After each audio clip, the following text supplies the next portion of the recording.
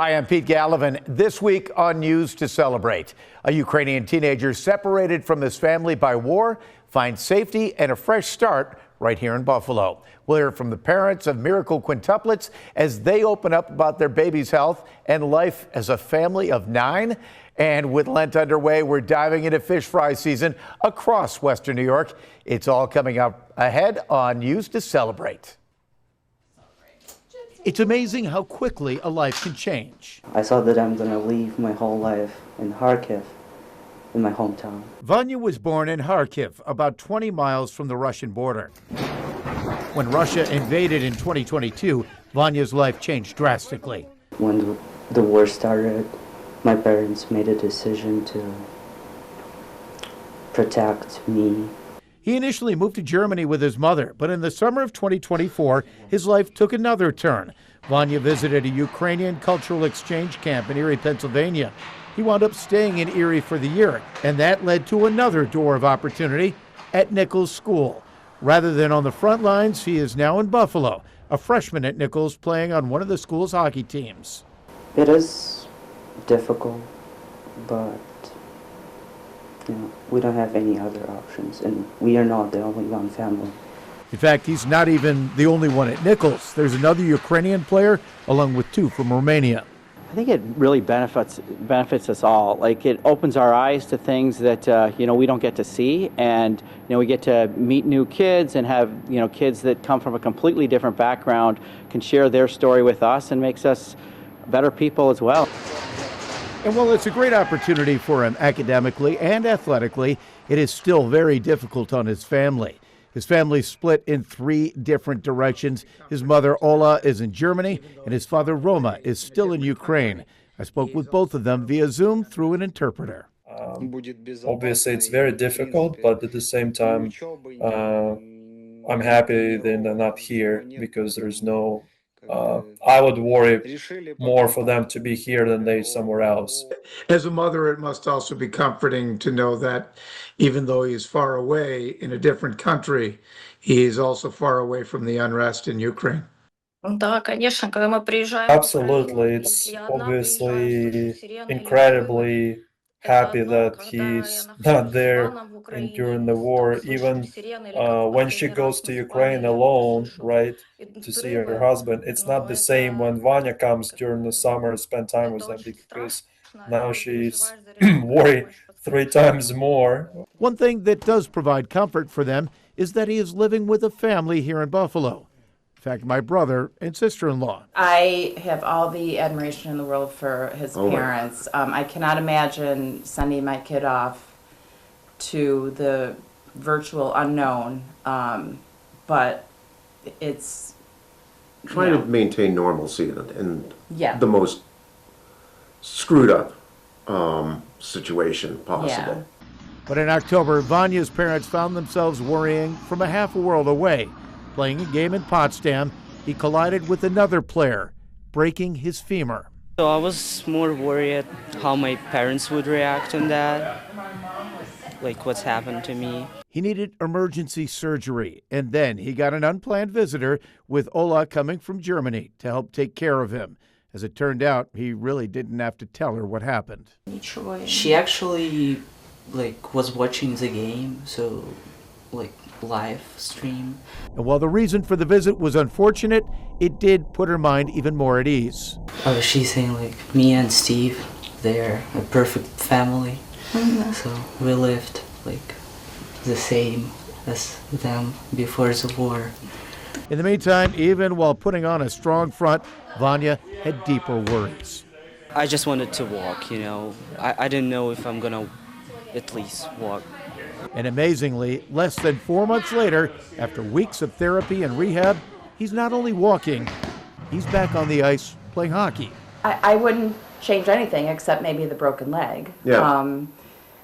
He has really been such a great addition to the household. I don't know how he's going to feel about this, but he's family now, like it or not. He knows it's not ideal, and he'd love to be back at home, living a normal life with mom and dad.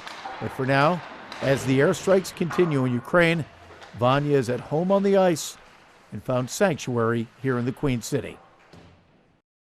I'm holding Miss Holly. Holly was the first of the quintuplets to come home last week and is providing mom and dad, Jessica and John Lotbrine, a practice run of sorts for when her 4 siblings are strong enough to leave Golisano Children's Hospital NICU and join her at home. Dipping the toe, she's reintroducing us to the newborn stage again. They were born December 18th at 28 weeks and 5 days, around 2 pounds each. And now they all weigh over 4 pounds, and they're already developing their own little personalities. Connor, the attention seeker. Layla, spirited and sassy. Stefan, content being left alone. Mason, the little old man.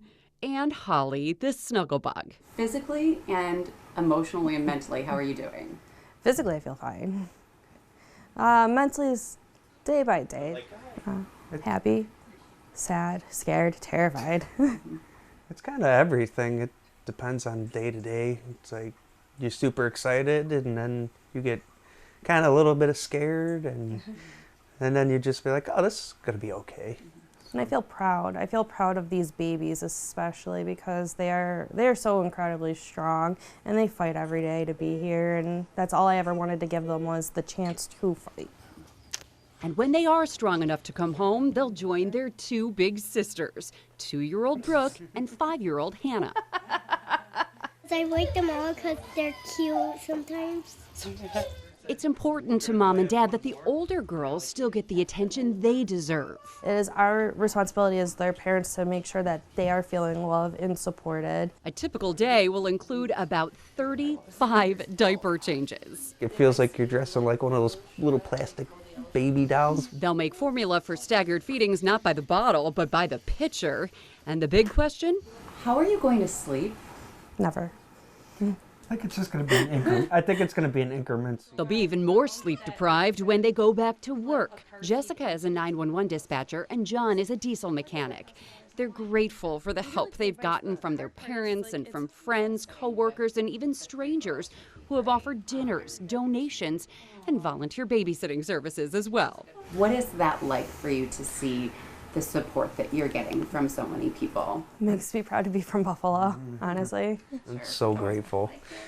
So very grateful. Now, they obviously do not have a vehicle that can fit a family of 9, and that's where a generous donation from a local car dealership comes in.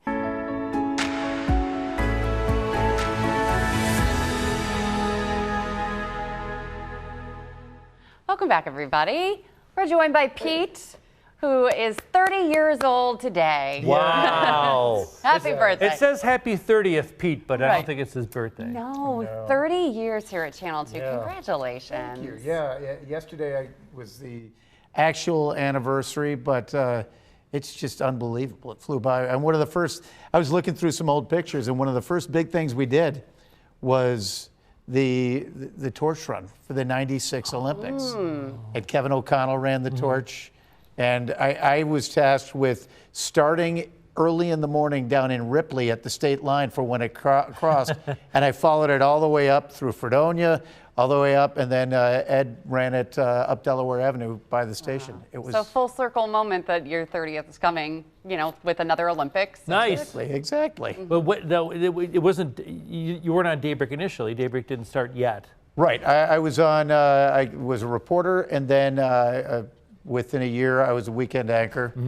And then about a year later, they made a change. Harold Fisher left, and they put me in. And With Mary Alice. With Mary Alice, yeah, for a long time. Amazing. And I forget, one of the biggest things, there he is. Look at that. God. One of the biggest things about that time is Channel 4 had this crazy knucklehead.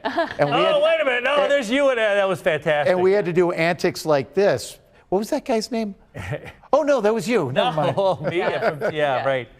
But Well, there's the Vacation Pete, that is one of my, you Love have to bring Vacation. that There look it back is. as Vacation Pete. And we have to explain this. Yeah, what Patrick, is since he met me, said I look like Treat Williams, so that's why that is. Look at that. You do there. And it's not like a Harlequin model there, Pete. And that's your Rick Jenneret look. That was RJ Day, yeah.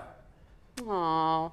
Yeah, it was. You've had a lot of fun. I mean, Yeah. it's been it's been my honor being able to sit next to you on Daybreak Peesh. for so many years and to learn so much from you.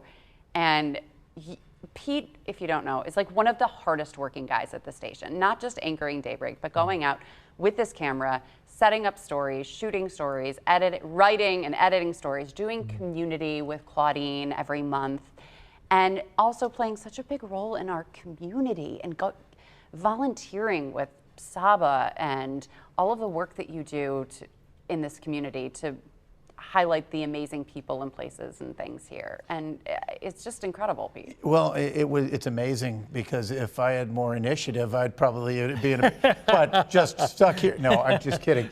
You know, I worked in Rochester for about 7 or 8 years before. And my big goal was to get home and get back to Buffalo. And finally something opened up in '96 here, and they had an expansion of the staff, and you know, Stacy Roeder welcomed me in with open arms, and the rest is history. And I've been able to do some incredible stories and experiences.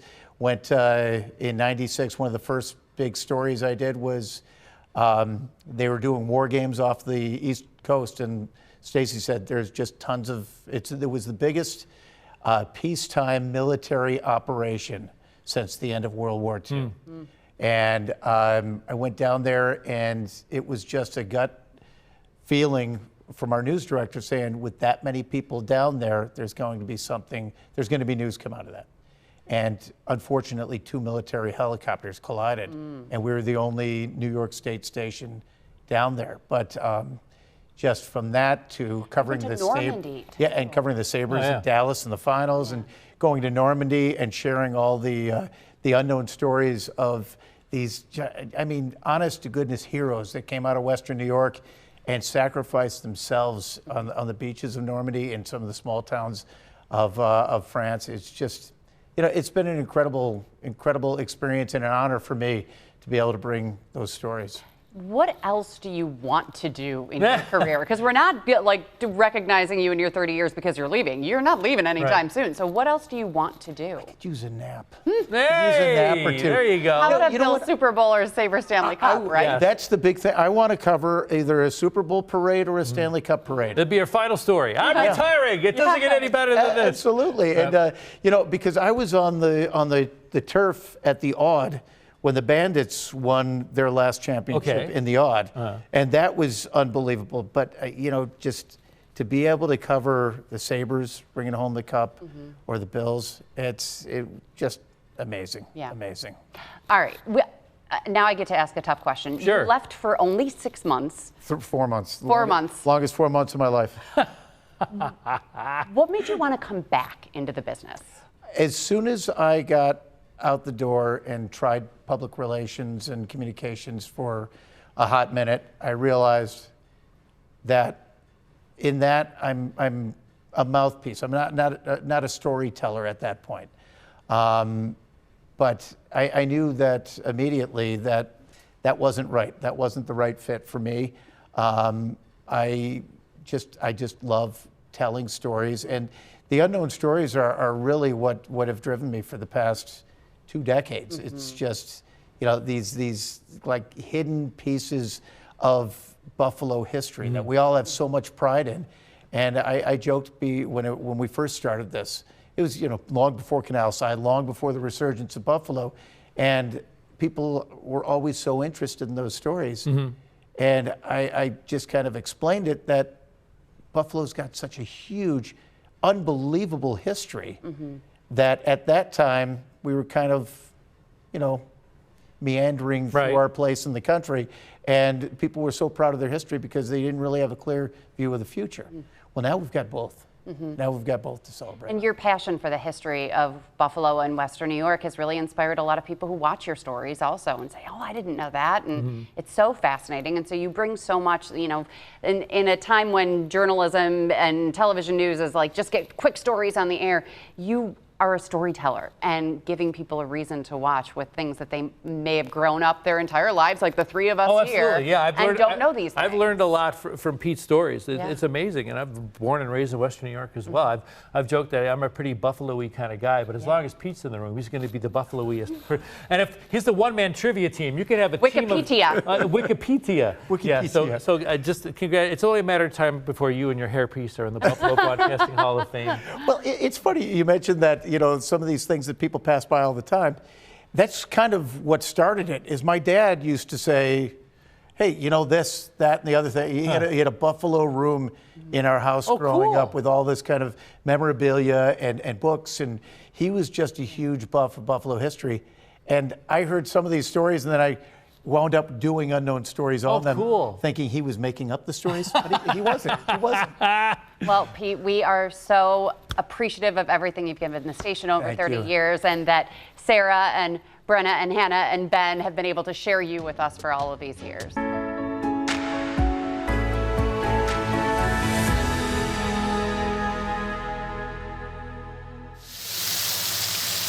There you go. Just a hometown staple. As I grew up, there was always fish fries on every corner. As the Lenten season kicks off, fire companies, churches, and community organizations like the Polish Falcons in Depew and the Ray Meddy Memorial Post in Blaisdell are getting ready for the rush. We have a full menu. We got all fresh seafoods. Soft launching of sorts on Ash Wednesday as Friday fish fry season brings important foot traffic. All these small social clubs, we really depend on this. This is our bread and butter right now. And that It gives us revenue to essentially help the community and veterans. That's what we're here for.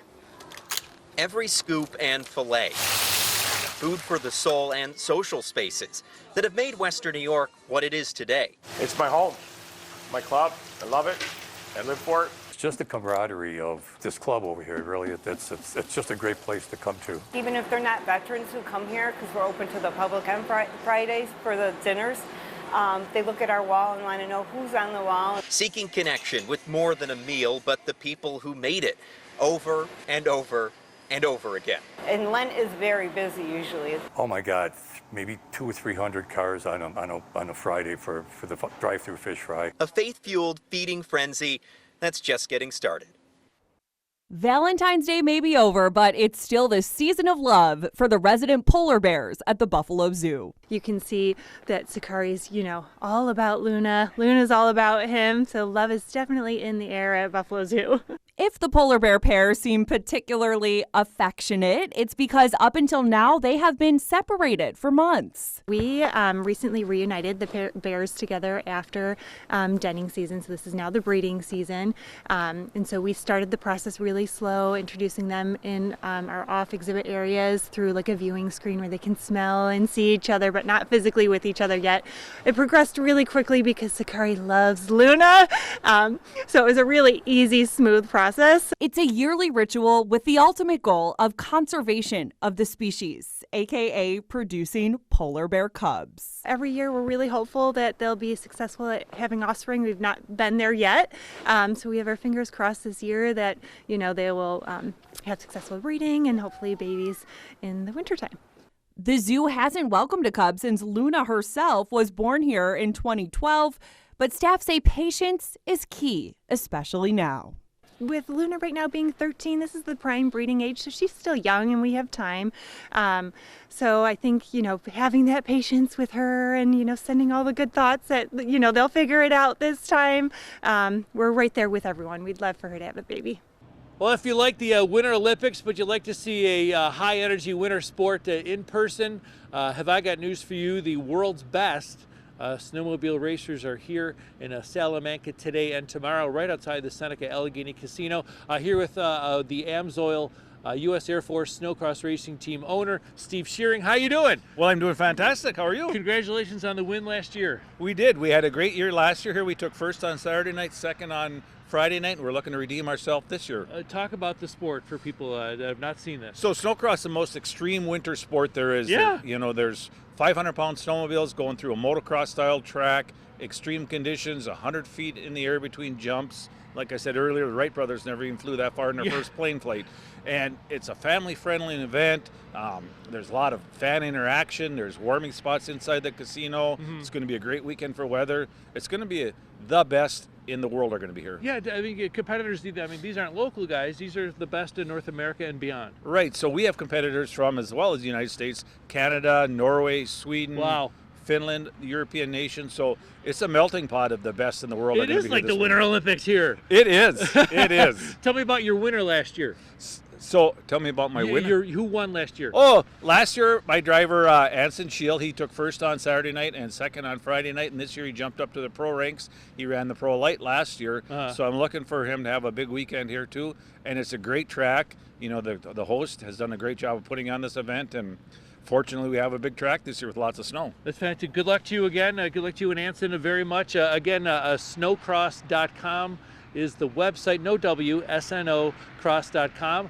These are the world's best and most daring snowmobile racers here in Salamanca today and tomorrow. On your side from the Southern Tier, I'm Kevin O'Neill, Channel 2 News.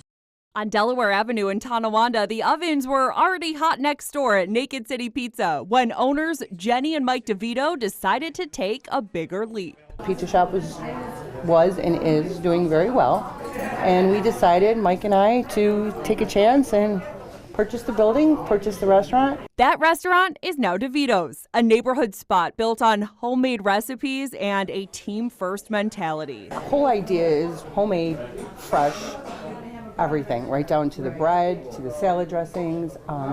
Produce comes in every day. That was important to us. Jen said, I want to create a place that we would go to 2 to 3 times a week. It's reasonably priced, but it's also great food. The menu is Italian-American, featuring sandwiches on fresh-baked bread and spaghetti and meatballs, a family legacy. My mother never wrote a recipe down, but I knew how to make it, so I actually had to make it a bunch of different times and put it in recipe form. And the meatballs are my mom's meatballs, and so is the sauce. With Lent underway, fish fry season is in full swing. It's an extensive seafood menu for Lent, and we always run the fish fry. You can do it broiled, you can do it beer battered, you can do it breaded, Italian style, you name it, we can do it. Whether it's a quick sandwich or a group outing in the back dining room, a year in, the DeVitos and their staff have built something they hope will be a gathering place in Kenton for years to come. We went all in. Now we have this beautiful property on Delaware Avenue and 2 businesses that are thriving and working. And actually, we have a pretty good time doing it. Yeah, we do. And in a rivalry matchup in Milan, Team USA made a stunning comeback against Canada. The team was down 1-0 late into the third period when captain Hillary Knight scored the tying goal to send it into overtime. That's when Megan Keller sealed the victory and won it for Team USA. And with that 2-1 victory, a gold medal is coming home to Western New York by the way of Gatsville's Haley Skamura. She scored 3 goals in the Olympics. This is the 3rd U.S. gold medal for women's hockey and the 1st since 2018. And that's this week's News to Celebrate. Stories of strength, new beginnings, and traditions that bring our community together. Thanks for joining us. We'll see you next time.